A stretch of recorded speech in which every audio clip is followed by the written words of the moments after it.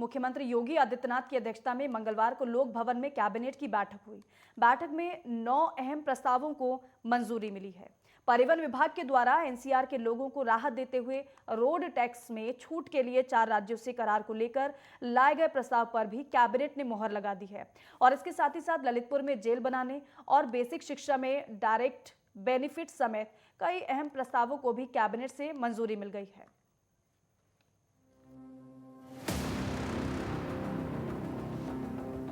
जी हाँ, योगी कैबिनेट ने ये फैसला लिया है कि उत्तर प्रदेश से एनसीआर में जाने वाली गाड़ियों पर टैक्स नहीं लगेगा। इसमें वैन, कैब, एम्बुलेंस आदि वाहन शामिल हैं।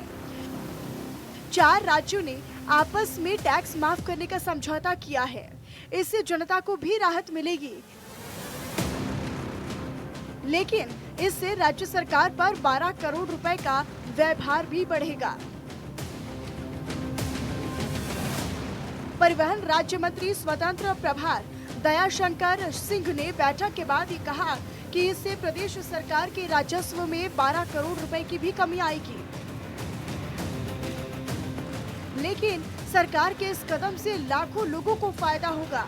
उन्होंने कहा कि इस नुकसान की भरपाई विभाग अन्य स्रोतों से करेगा। एनसीआर डिवीजन के लिए जो जिले हैं जो निर्धारित हैं, राजस्थान के, हरियाणा के, उत्तर प्रदेश के, और तो उस रीजन में गाड़ियों को जाने पर हर स्टेट अपना टैक्स लेता है।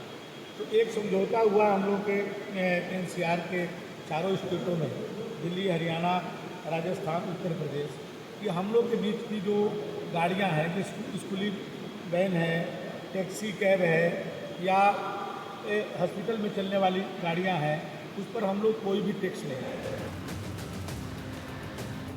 बता दें कि कैबिनेट की बैठक में ललितपुर में नई जेल बनाने के प्रस्ताव को भी मंजूरी दे दी गई है। पहले ललितपुर जेल छोटी थी, अब बड़ी जेल बनाने के प्रस्ताव को मंजूरी मिल गई है। अभी तक ललितपुर जेल की क्षमता 180 लोगों की थी, जिसे बढ़ाने का फैसला लिया गया है। इसके साथ ही कैबिनेट बैठक में पंचायती राज अधिकारियों के पद नाम संबंधी हर घर तिरंगा कार्यक्रम के तहत झंडा खरीदने के लिए धन आवंटन संबंधी प्रस्तावों पर मुहर लग चुकी है। इसके लिए सरकार ने 2 करोड़ रुपए की धनराशि आवंटित की है। वहीं कैबिनेट ने बेसिक शिक्षा स्कूलों में भी डीबीटी के तहत 1200 रुपए खाते में भेजने के प्रस्ताव को मंजूर कर दिया है। स्कूली बच्चों को अभी तक 1100 रुपए की रकम 2 जोड़ी यूनिफॉर्म, 1 स्वेटर, 1 स्कूल बैग, 1 जोड़ी जूता, 2 जोड़ी मोजे के लिए दी जाती थी, लेकिन अब 1200 रुपए दिए जाएंगे, जिनमें इन वस्तुओं के अलावा स्टेशनरी के लिए भी धनराशि दी जाएगी। स्टेशनरी में 4 कॉपियां, 2 पेंसिल, 2 रबर और 2 कटर शामिल रहेंगे। यूपी से एनसीआर में जाने वाली गाड़ियों पर अब टैक्स नहीं लगेगा। वहीं ललितपुर की जेल को विस्तार कर 2 जेल बनाने के प्रस्ताव पर भी मुहर लगी है। बता दें कि सरकार के इस कदम से 1 करोड़ 90 लाख बच्चों को भी फायदा होगा।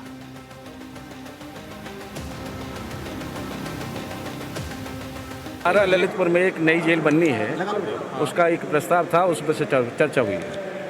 क्या किस तरह का? नहीं, वो नई जेल बनेगी ही वहाँ ललितपुर में नई जेल। तो जेलों को लेकर के वैसे भी प्रदेश भर में बहुत कुछ किया जा रहा है, कुछ मॉडर्न जेल बनाई जा रही हैं, कई जगह पे अनियमितताएं भी पाई गई। उन सब चीज़ों को लेकर के किस तरह सब पे हम गंभीरता से विचार कर रहे हैं, देख रहे हैं, और मैं स्वयं जा करके, आप लोगों ने देखा होगा, मैं स्वयं निश्चित करता हूँ।